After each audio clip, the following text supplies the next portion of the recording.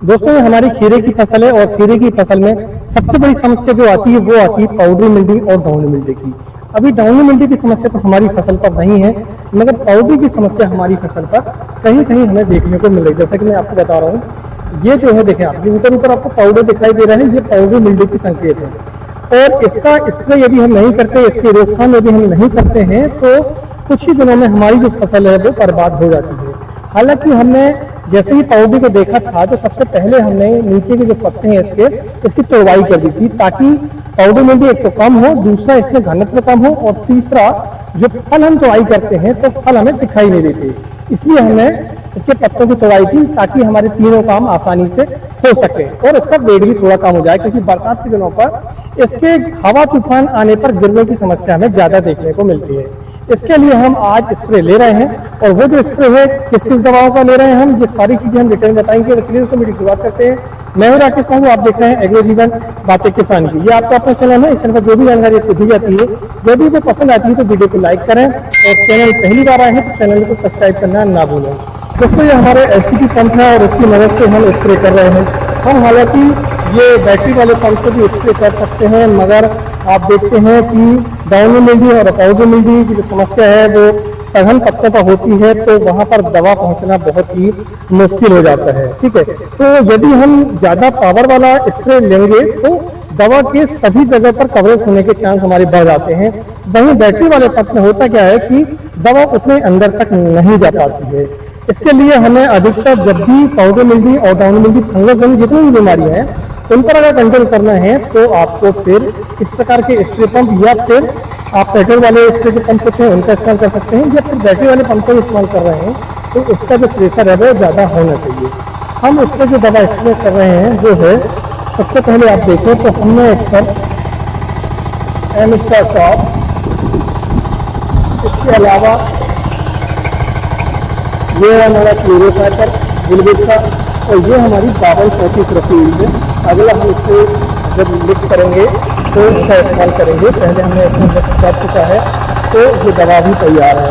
और इसके साथ में हम ले रहे हैं स्प्रेडर और स्कीपर, जो भी कह सकते हैं आप। ये हमारा एग्री एक्टिव जो कि वैक्सीन कंपनी का आता है और बहुत ही बढ़िया है। तो इस तरीके से 3 प्रकार की दवा और एक हम खाद का कॉम्बिनेशन ले रहे हैं, और साथ में हमने इसमें लिया है वेवेज डबल। ठीक है, ये वेवेज डबल है, इसका भी इस्तेमाल हम कर रहे हैं। इनकी जो मात्रा है वो मात्रा दोस्तों ऐसी है कि ये 100 ml हम दवा लेंगे 200 लीटर पानी पर। वहीं एलिस्टार्ट आपकी जो मात्रा है आप लेंगे 200 ml प्रति 200 लीटर पानी पर। और वहीं बुलबुल की जो क्लोरोफाइटर है उसका भी इस्तेमाल आप करते हैं तो उसकी जो मात्रा है वो आप 1.5 से 2 ml प्रति लीटर के हिसाब से, यानी कि 200 लीटर टैंकी पर 300 से लेकर 400 ml तक इस्तेमाल कर सकते हैं।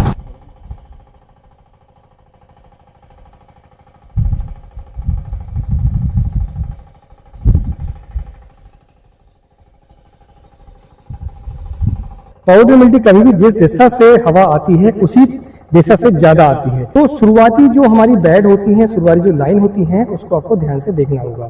डाउनी मिल्डी भी इसी तरीके से आती है।